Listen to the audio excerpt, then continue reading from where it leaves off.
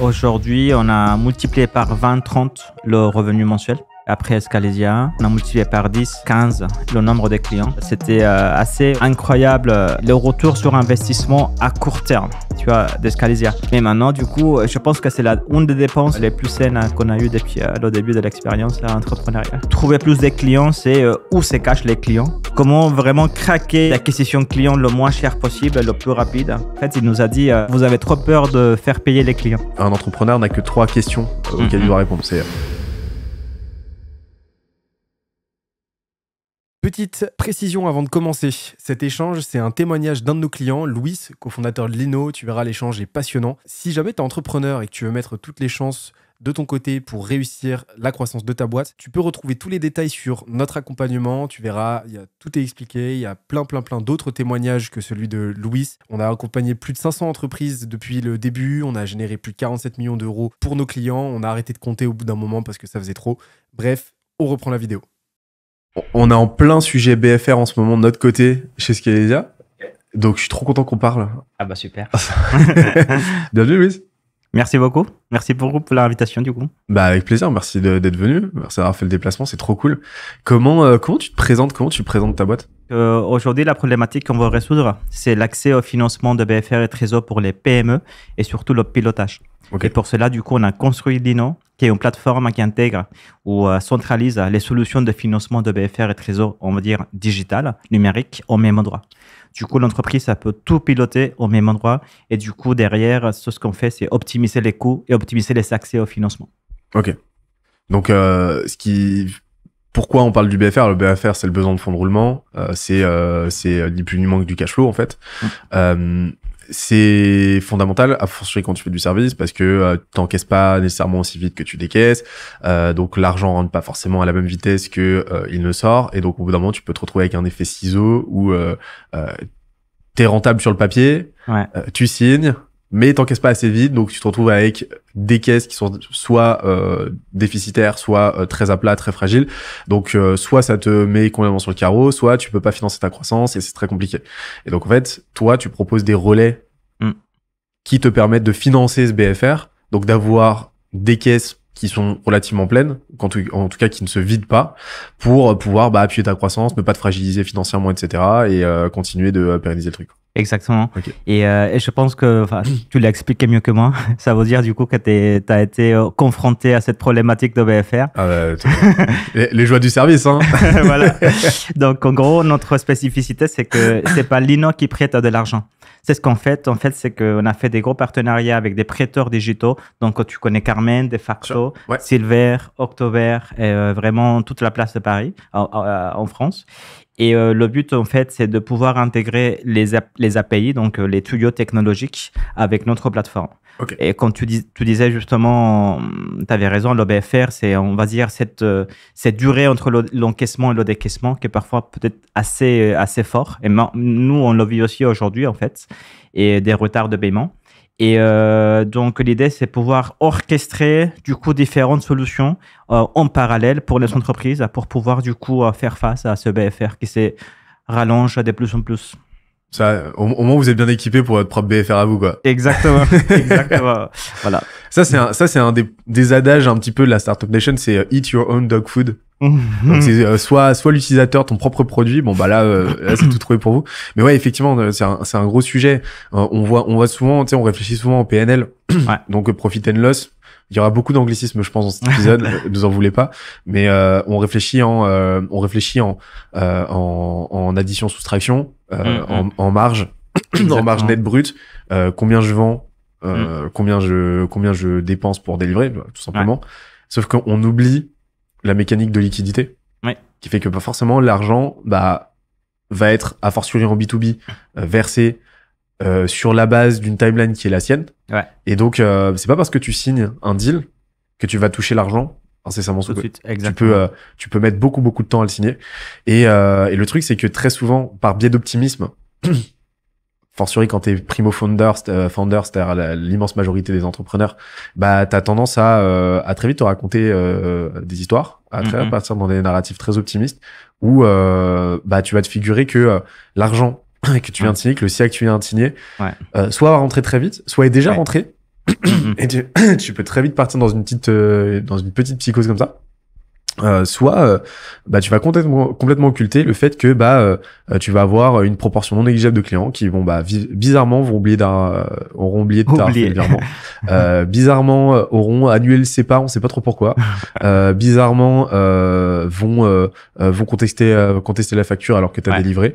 Et en fait toute cette accumulation là au bout d'un moment va créer une vraie complexité parce que tu te retrouves avec des caisses qui se vident, t'es obligé d'aller piocher dans ta trésor et c'est une vraie galère quoi. Ouais carrément, et c'est intéressant ce que tu dis parce que du coup je peux juste ajouter le fait que quand tu es primo-fondeur, tu as un peu peur de relancer les clients parce que tu as peur du coup de casser un peu la relation que tu as construite et que tu as galéré à construire pendant des mois et des années. Et du coup, en fait, ça crée énormément de problématiques dans le quotidien, dans le cash, dans la liquidité. Mais en fait, en plus, c'est que quand on parle de BFR, c'est pas juste les sociétés qui vont mal ou qui se font pas payer par leurs clients.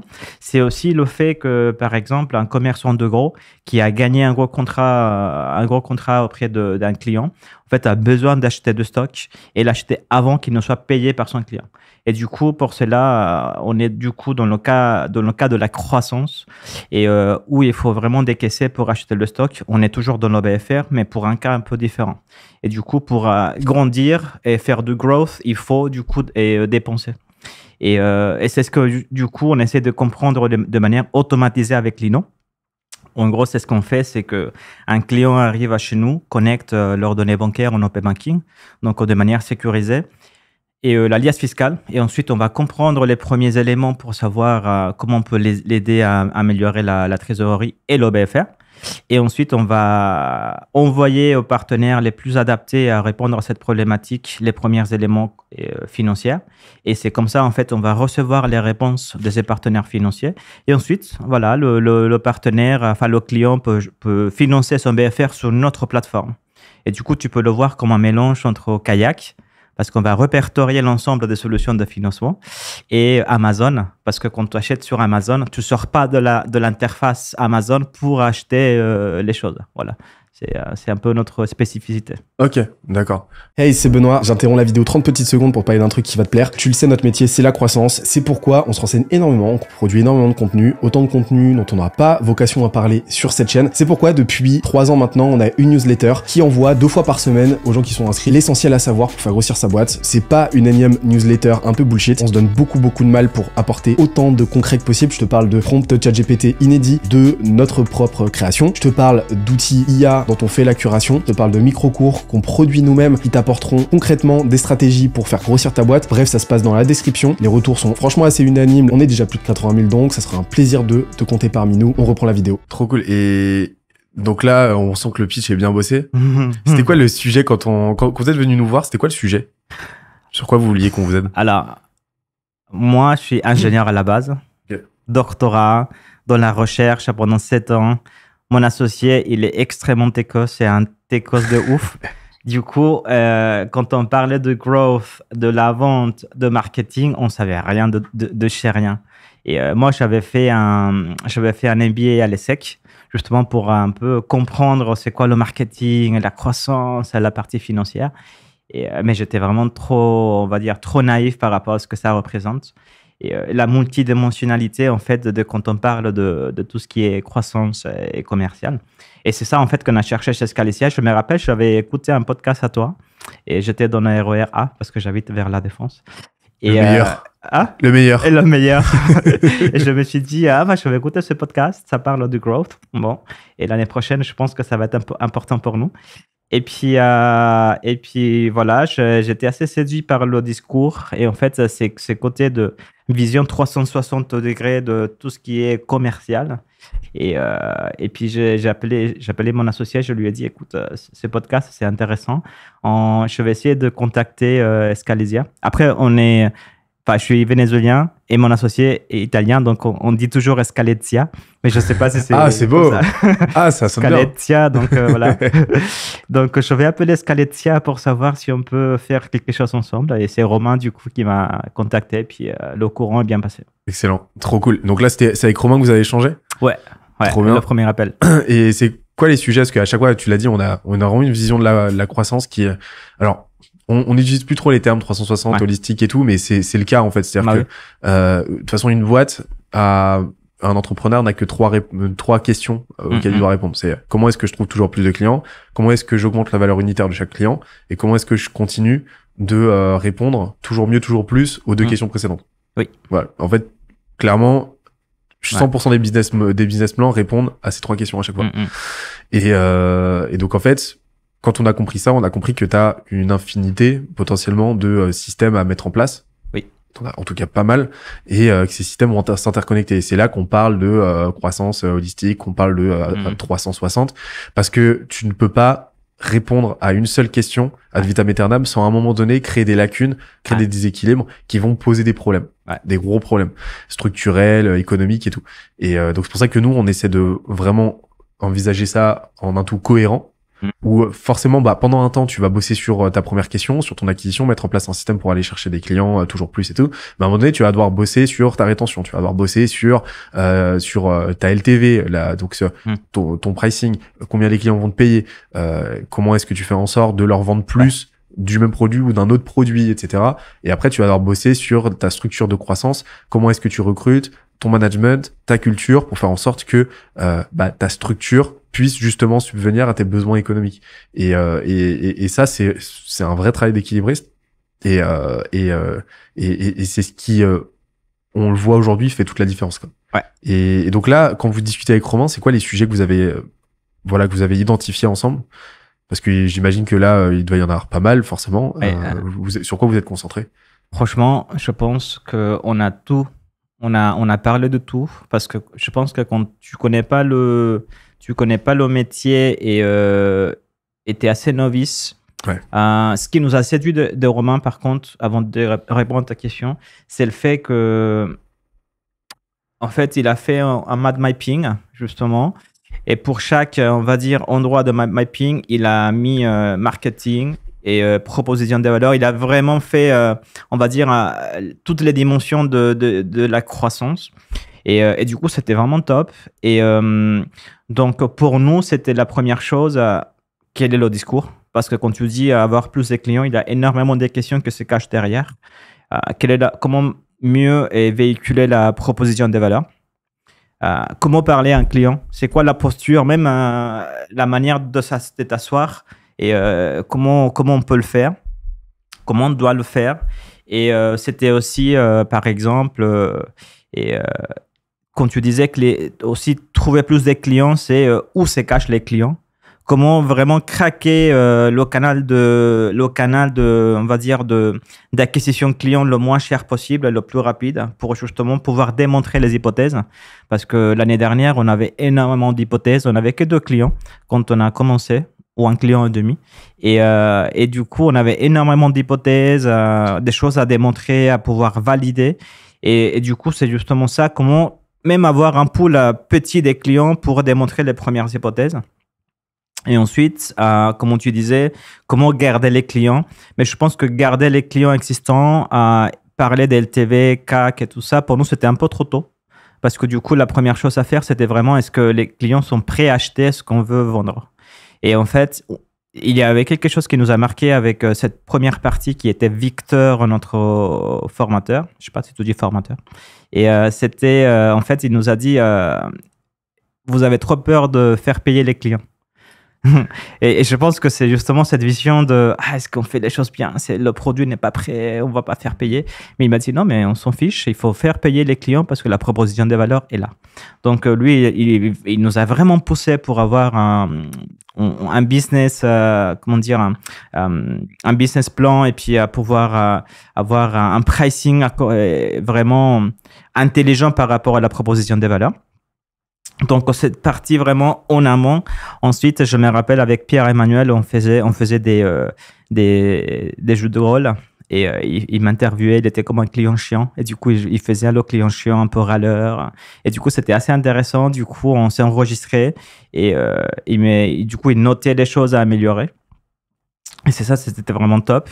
Et du coup, c'est vraiment quel discours on peut avoir, comment comment parler en fait avec le client sur la proposition de valeur aujourd'hui qui n'est pas complète parce que en gros on avait un produit qui n'était pas fini et la promesse future. Et du coup il fallait lui faire acheter aujourd'hui un produit pas fini et compte tenu de la promesse future.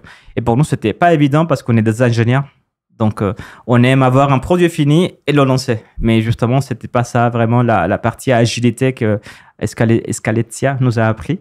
Et ensuite, il avait Charlotte. Et c'était assez compliqué parce que on n'est pas très présent sur les réseaux sociaux. On n'aime pas c'est un peu compliqué, une relation de haine et amour avec les réseaux sociaux. et on a toujours de mal à parler en public, on n'aime pas trop. Et puis Charlotte m'a forcé à faire le premier post. Et il y a quelques mois. Et c'était assez intéressant parce que du coup, vraiment sortir de la zone de confort, c'était pour nous une expérience assez puissante. Est-ce que ça répond à ta question? J'ai beaucoup parlé, mais... Non, trop bien. Non, mais génial, justement. Et donc, il y a eu pas mal de choses. Positionnement de départ. Oui. Pricing. En fait, go-to-market, en fait, avec Victor, quoi. Exactement. Comment est-ce que tu vas chercher tes premiers clients? Vous en avez combien aujourd'hui? On en a plus d'une cinquantaine. Enfin, on en a une centaine de clients sur notre plateforme. Une cinquantaine qu'on a déjà financés. Ok, donc tu as 100 clients là qui sont sur, en gros, qui sont des projets en cours. Tu en as 50 là qui ont abouti. Exactement. Vous en avez combien au début quand on a commencé à bosser ensemble? On en avait deux, un demi. Ok, c'est génial. Trop bien. Et donc en fait, vous avez affiné un pricing. Vous avez bossé. Et là c'est ce que tu as dit en filigrane qui est passionnant et qui fait là aussi toute la diff, c'est le fait d'avoir bossé sur vos barrières mentales, en fait, sur vos blocages, parce que t'avais deux méconceptions qui avaient tendance à te restreindre, à t'entraver. C'était le fait que t'avais peur de te confronter à la réalité du marché, t'avais peur en fait du refus, t'avais peur du feedback potentiellement négatif, et t'avais cette vision très monolithique, très binaire, très waterfall en fait de ce qui est censé être un produit, alors que là nous on va promouvoir plutôt une approche très incrémentale, très itérative du produit, où chaque nouvelle version est l'occasion de faire encore mieux la fois suivante, et où en fait tu vas te baser avant tout sur du feedback, et chaque nouveau produit, chaque nouvelle version est une nouvelle occasion de te confronter au marché pour voir ce qui va pas, quoi. Exactement. Alors c'est doux, ça peut être douloureux, ça peut être frustrant, mais par contre à long terme ça fait gagner beaucoup de temps, quoi. Non, mais t'as raison, hein. Et c'est ce qui est drôle en fait, c'est que moi j'étais CPO dans une société assez grosse, et nous on était vraiment dans l'agilité, tester, valider. Mais quand c'était ton bébé, je pense que tu as peur que les gens te disent que ton bébé il est moche, et de faire payer surtout, et du coup ce forcing a été vraiment bénéfique.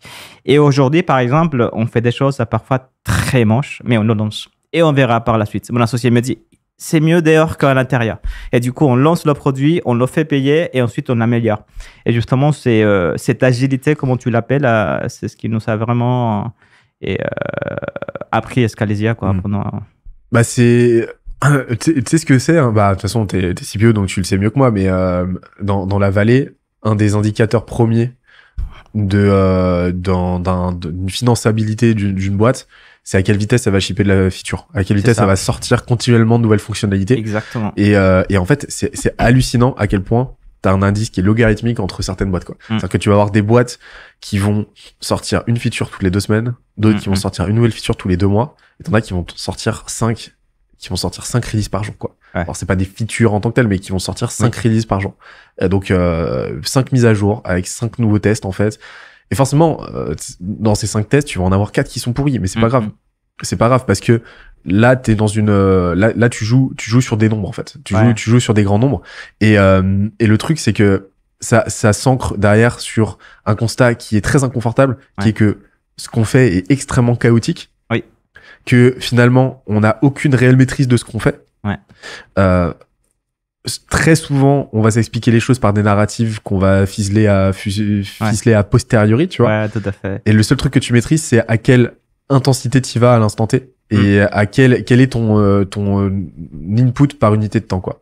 À quel point tu vas exécuter, à quel point tu vas y aller. Et ça, c'est ce qui te donne le plus de chances de réussir à long terme, sous peu que tu le fasses de façon régulière, que tu t'arrêtes pas, parce que finalement, c'est là que tu augmentes tout simplement tes chances de trouver ce qui fonctionne. Ouais, exactement. Et donc, nous, c'est vraiment ce qu'on prône. Et vous l'avez exécuté de fou, donc c'est trop bien, quoi. Bah écoute, on essaye. En tout cas, ce qui est intéressant chez nous, c'est qu'on est toujours 2 personnes. Et 2 personnes, on a 2 freelances. Et du coup, comme tu disais, shipper de manière constante, c'est dur, c'est très dur parce que du coup, c'est moi qui fait la partie marketing, vente, growth. Là, ce dont tu m'as parlé depuis tard, c'est du marketing. Hein. Voilà, growth, vente, je close et je gère les clients existants. Et mon associé, il est vraiment machine de guerre en train de shipper, faire de nouvelles fonctionnalités, intégrer des partenaires financiers, etc. Et c'est une boîte technologique, donc il y a pas mal de bugs. Et du coup, c'est lui qui aussi gère les bugs. Et du coup, comme tu disais, c'est vraiment, c'est vrai. Et tu sens un sens de chaotisme tous les jours. Tu commences la journée avec un agenda, mais ça finit différemment parce que justement, tu ne sais pas ce qu'un client va voir, le souci qu'il va avoir sur la plateforme à la fin de la journée, quoi.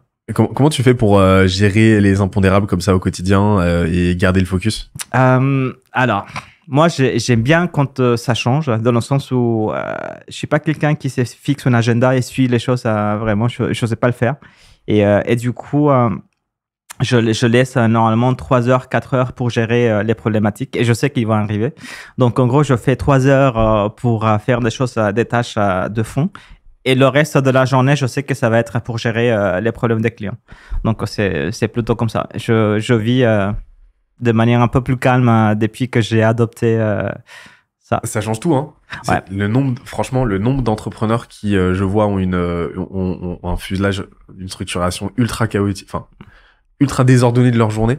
Alors que le simple fait de consacrer les 2-3 premières heures de ta journée à bosser sur ton système, en fait, à faire ton rôle, à faire jouer ton rôle d'entrepreneur, en fait. C'est ça. Donc, bosser tes process, bosser ton produit, vraiment te concentrer sur ta tâche ou tes tâches du jour qui vont faire avancer ta boîte dans le bon sens. Et ensuite, consacrer le reste de ta journée effectivement à gérer les impondérables, le soir quand t'es cramé, ta compta, mais vraiment de t'astreindre à cette structure de journée-là. En fait, ça fait toute la diff. Ça fait toute la différence, quoi. Ouais, carrément. Et il y a quelqu'un que j'aime beaucoup, il s'appelle Jean Alla. Le nom de famille, trop français, j'ai du mal. De Rochechouart, de la Roche-Brochard. Voilà, merci. Ouais. Voilà. De Kima Ventures. Voilà, c'est ça. Et en gros, il parlait une fois, il disait il faut vraiment craquer les canaux de distribution. C'est ça qui fait vraiment la différence pour une société. Et du coup, je passe, je pense, 40% de ma semaine à tester, à imaginer de nouveaux canaux de distribution pour Lino. Et du coup, c'est assez bénéfique parce que ça permet justement de bosser les stratégies long terme et en parallèle du coup du quotidien. Et parfois, c'est un peu dur parce que quand je parle trop long terme avec mon associé qui est en train de coder sur les bugs qui arrivent aujourd'hui, il me dit « Non, mais parle pas de ça. Je préfère que tu me dises comment résoudre ce bug plutôt que de me parler où est-ce que Lino pourrait aller se vendre. » Et du coup, pour moi, c'est la partie la plus compliquée. Pas tant la gestion de chaos, mais comment gérer le long terme avec le court terme. Je sais pas si ça a du sens. Si, bah, je pense que c'est un des plus gros enjeux de l'entrepreneur. C'est justement concilier ces temporalités, quoi. Parce que tu dois faire du cash à court terme. En même temps, tu sais qu'il y a une partie de ce cash qui va te coûter potentiellement des relais de croissance à long terme parce que t'es pas en train de travailler la suite. Et donc, t'es sans arrêt dans cet équilibrisme-là qui est très compliqué, quoi. Mais donc ouais, je me retrouve totalement dans ce que tu dis. Et en fait, pour moi, il y a pas de, aujourd'hui, je pense pas qu'il y ait de solution en tant que telle, autre que de justement créer cette discussion là, tu vois. Continuer de les créer, continuer de prendre la tête à ton cofondateur avec du moyen, du long terme, parce que c'est des discussions qui doivent avoir lieu. pas au prix justement du court terme, mais il faut garder cet aspect visionnaire, faut garder un œil sur le cap, parce que sinon effectivement t'as très très vite fait de te mettre à faire des zigzags et à infléchir un petit peu ta trajectoire, et au final tu te retrouves au Nicaragua au lieu de te retrouver au Canada, quoi. Et c'est problématique, quoi. Donc je comprends. Et justement, ça revient sur ce que tu disais, Scalesia. Et pour nous, en fait, c'était assez incroyable le retour sur investissement à court terme, tu vois, de Scalesia. Le fait de pouvoir savoir vendre le produit, ça nous a fait du coup arriver aux indicateurs KPI d'aujourd'hui, et du coup de pouvoir nous focaliser sur les relais de croissance. Bien qu'on commence à peine, hein, ça fait quoi, 9 mois qu'on a commencé vraiment l'industrialisation de l'offre, et ça pousse assez bien, ça grandit bien. Pas assez à notre gauche, on aimerait que ce soit 10 fois, 20 fois plus grand. Mais et justement, c'est assez incroyable ce qu'on a appris au début d'année. Et en fait, aujourd'hui, ce qu'on a testé après les apprentissages d'Escalesia. Je sais pas si c'est clair ce que je dis. Si, c'est trop bien. Bah, en fait, vous avez vraiment posé vous avez posé des bases, en fait. Et aujourd'hui, ça continue de vous payer des dividendes, quoi. Ouais, tout à fait. Qu'est-ce que tu peux nous dire là sur les résultats, justement, si t'as des choses, alors tu m'as parlé des 2 à 50 clients, dont, et 50 autres, enfin, 50 projets en cours. Mais qu'est-ce que tu peux nous dire là au niveau des résultats, des chiffres?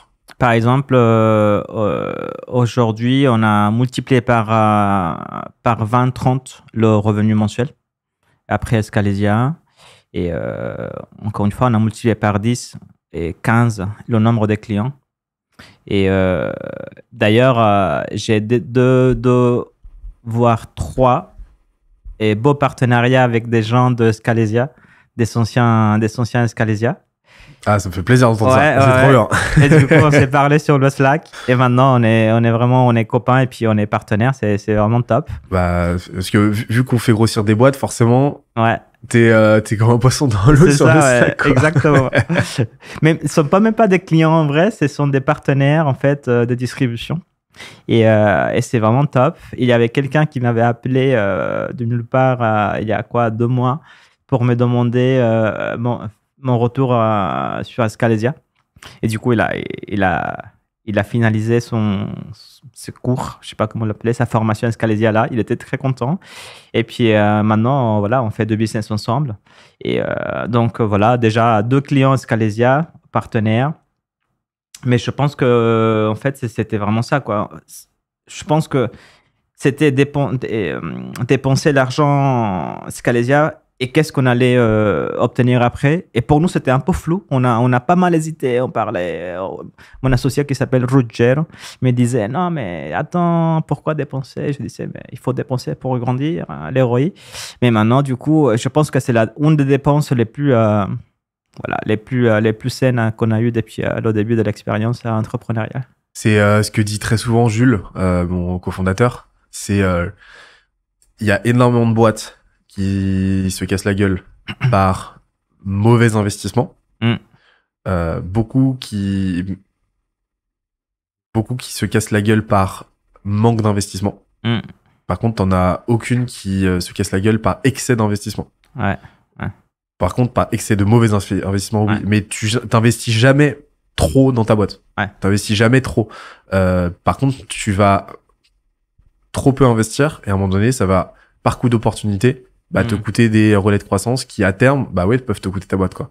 Et ça, c'est vraiment un exercice mental qui est compliqué à faire, de se dire, cet argent-là, de toute façon, faut pas qu'il dorme.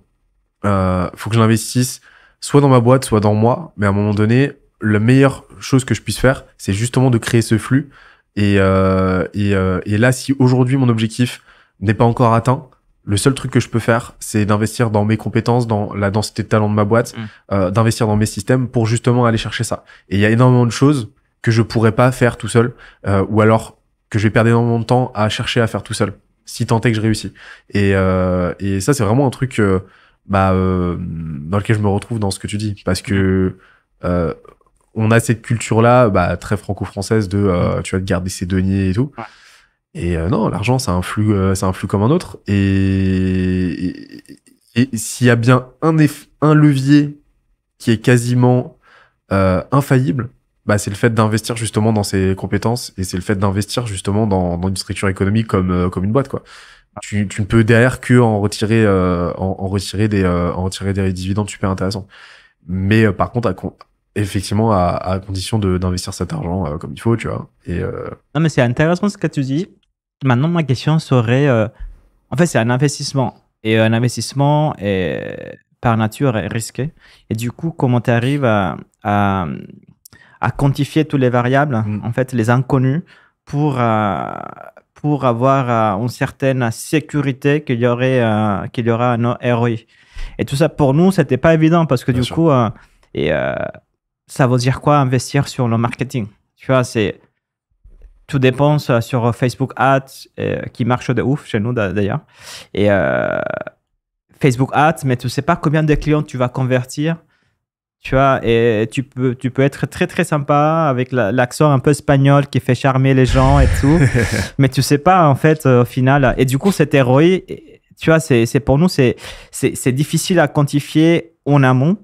Et quand je disais tout à l'heure, j'étais dans une grosse boîte, on investissait énormément mais énormément d'investissement en fait au final tombé à l'eau. Tu vois, donc c'est vrai, il faut investir. C'est sûr, mais comment choisir l'investissement à faire dans une société? Le système d'information que tu viens de citer, c'est extrêmement intéressant. C'est assez, on va dire, binaire. Il faut investir, avoir une plateforme, une infrastructure technologique vraiment puissante pour pouvoir scaler. Ça, c'est assez linéaire comme retour d'investissement. Mais sur la vente, le marketing, tu vois, on est toujours deux, sans vraiment un bagage commercial. Et comment du coup décider ou avoir un ROI sur la transformation d'une personne et le faire sortir de son savoir-faire et le mettre dans un autre. Tu vois, c'est plutôt ça en fait, non?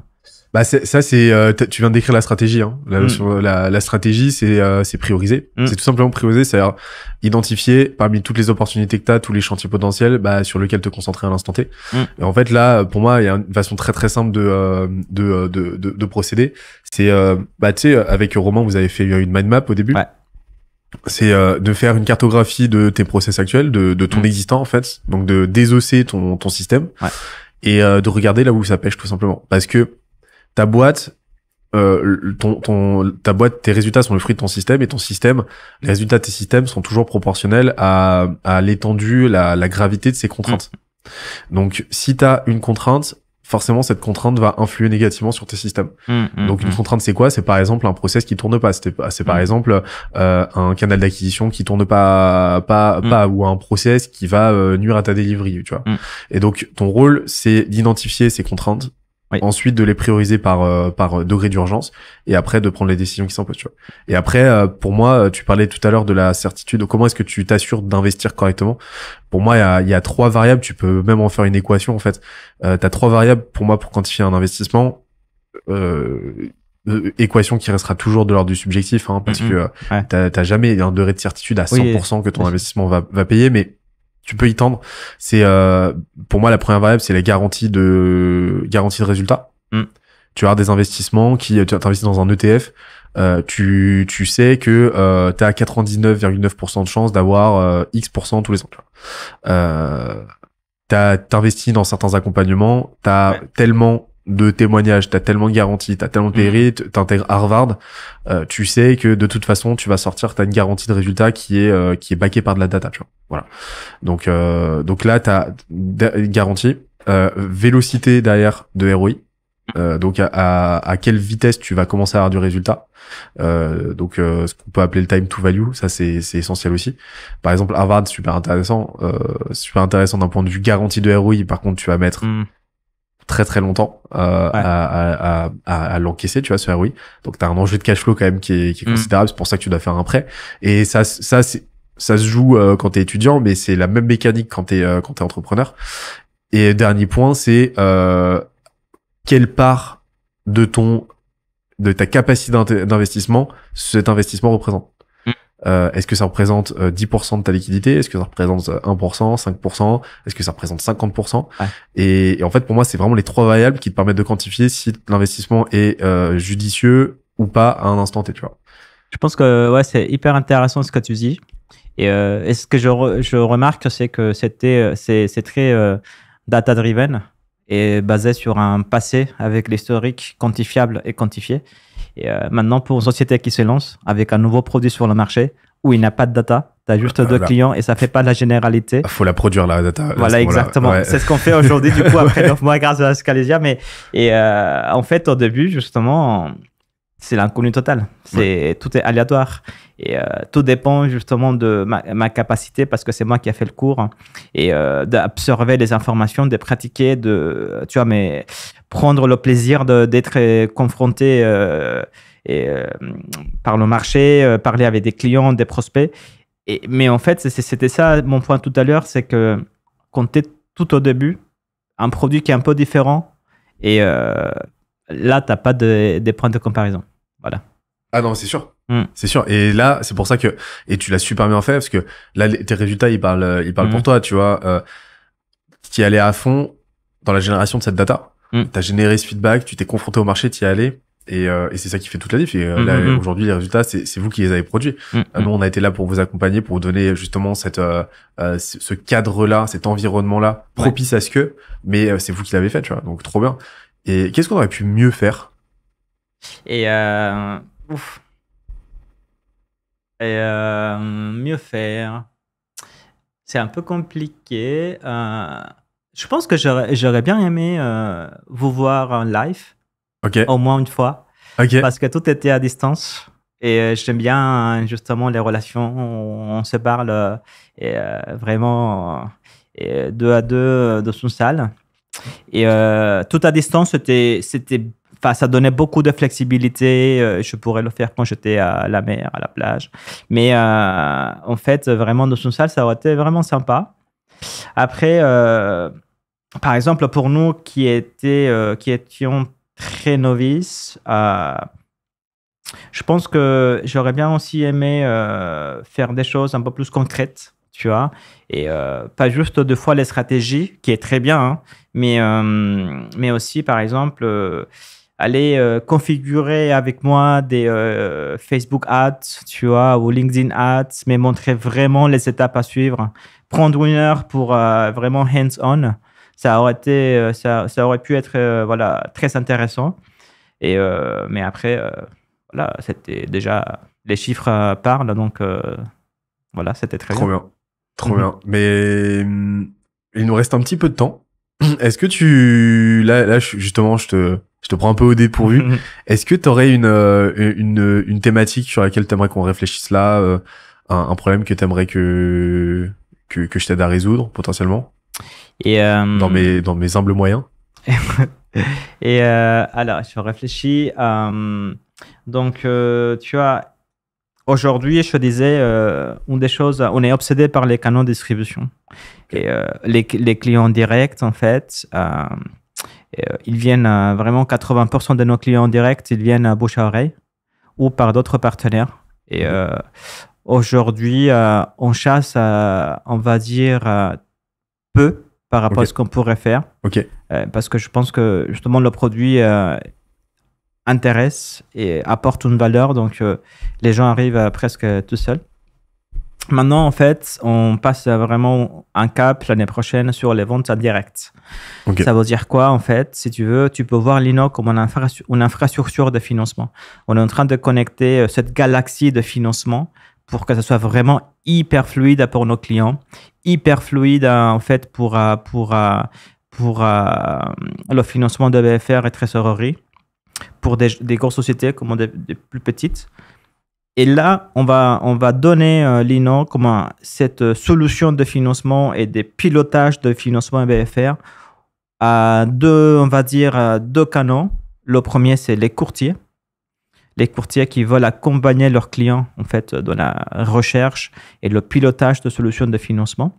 Donc, vraiment marque grise pour ces typologies de personnes. Mais il y a aussi les experts comptables. Donc, mon point, c'est plutôt sur les experts comptables. C'est un cible, en fait, très complexe parce qu'ils ont pas le temps, ils sont pris partout et ils ont beaucoup de tâches à gérer dans le quotidien. Et du coup, l'idée, c'est justement, ils ont envie ou ils ont besoin d'un outil plus proactif que réactif. C'est-à-dire, quand je dis réactif, et de ce qu'on a compris du marché, c'est qu'ils ne voudraient pas devoir saisir à la mano ou parler, demander à un client s'ils ont besoin de trésorerie ou de financement.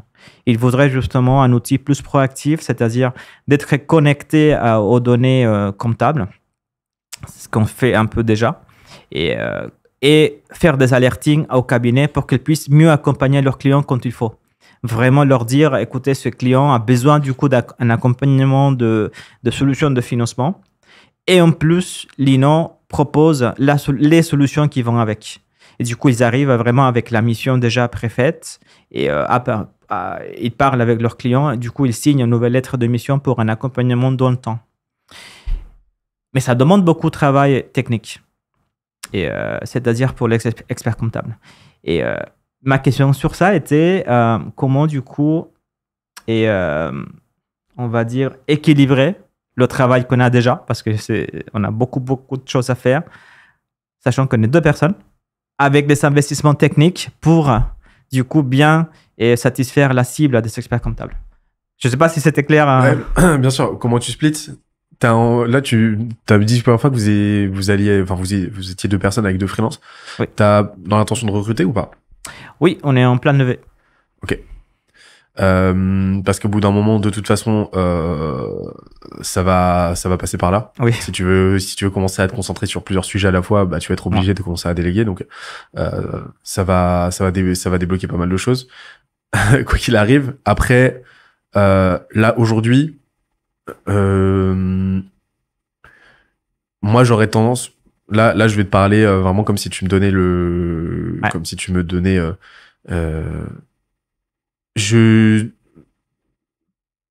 pour moi, je considérerais pas ça comme du défocus. Ouais. Tu vois, d'aller te concentrer sur, d'aller bosser les experts comptables. Pourquoi? Parce que ça reste le même produit. Ça reste le même produit. Exactement. À certaines qualités. Donc, c'est pas du défocus en tant que tel. C'est une autre audience, c'est une autre mécanique de distribution. Oui. Mais par contre, ça fait partie d'un go-to-market qui, à mon sens, est essentiel. Par contre, ce que j'irais voir, c'est j'irais identifier les passerelles potentielles entre ce marché que tu adresses déjà aujourd'hui, donc les entreprises, et donc les boîtes avec lesquelles vous bossez déjà, que vous financez déjà. Certaines sont déjà très contentes et tout, et bah ce segment-là des experts comptables. Donc moi, ce à quoi j'irais réfléchir, c'est aux effets de levier potentiel, plutôt que à l'échafaudage d'une nouvelle stratégie go-to-market qui là par contre risque d'être trop chronophage à l'instant T. Ouais. Donc moi en fait j'irai de façon très très organique, honnêtement. J'irai contacter mes clients effectifs, les clients que j'ai financés, ceux qui sont contents, ceux avec qui j'ai un bon relationnel. Je leur dirais écoute, trop cool. Est-ce que je peux avoir une intro avec ton expert comptable?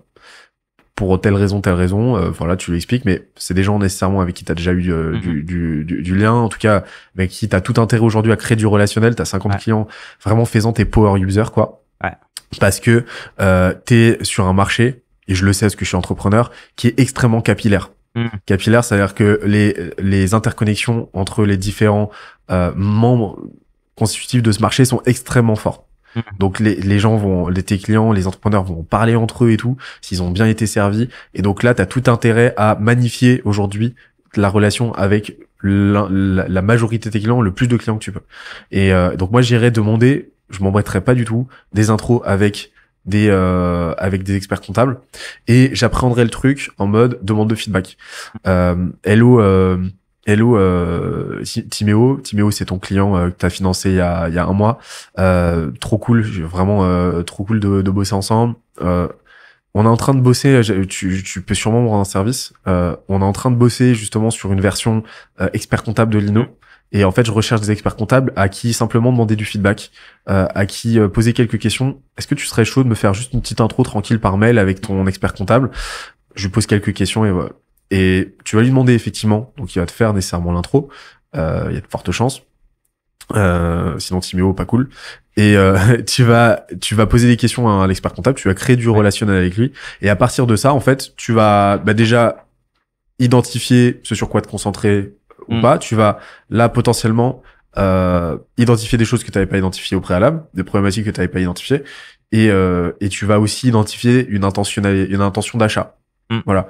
Est-ce que là, à l'instant T, quand t'en discutes, quand tu lui pitches, quand tu lui présentes, quand tu joins son problème avec ta solution potentielle, est-ce que là, il a envie d'y aller, tu vois? Et là, go. Mais j'irais, pour l'instant, de façon très, très organique comme ça.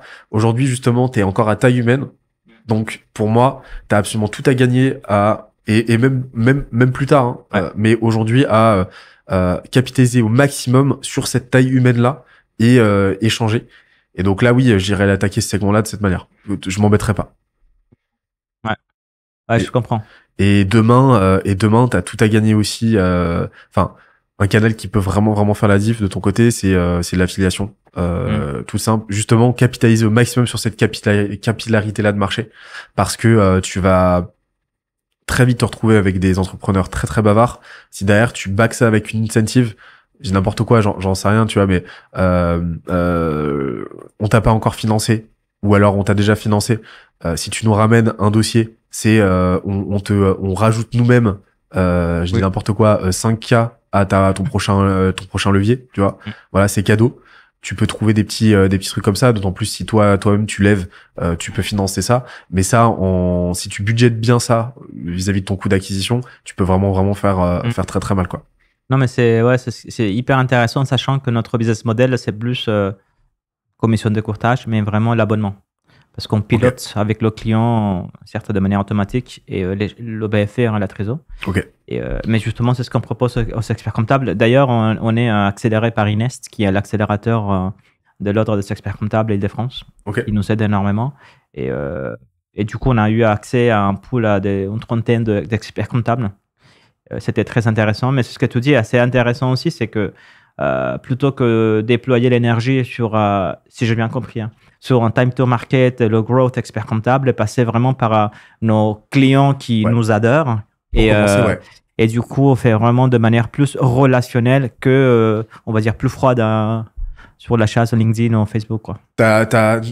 Tu vois ce relationnel que les bons experts comptables vont créer avec leurs clients. En fait, t'as tout intérêt à émuler la même chose de ton côté. Et à devenir vraiment très pote, vraiment devenir un partenaire à part entière de tes premiers clients. Mais si tu te positionnes de cette manière-là, vraiment comme un partenaire plus que comme un SaaS, comme une plateforme, là, tu vas te débloquer des relais de croissance que tu soupçonnes pas aujourd'hui. Parce que justement, tu vas activer cette capillarité, mais à fond, quoi.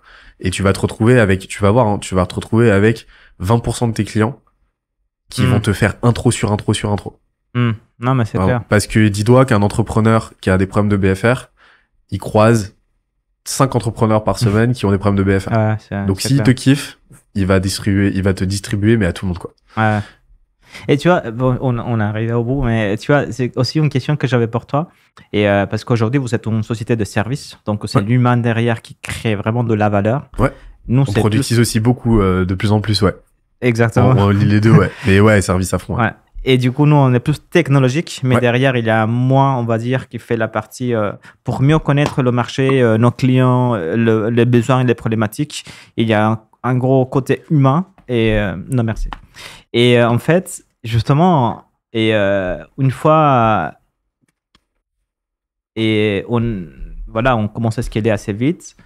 Et quand ces parties humaines, je ne sais pas si la question, tout est posé la même question, ces parties humaines deviendra un peu moins importante. En fait, comment tu arrives à garder ces relations hyper fortes avec les clients, tu vois?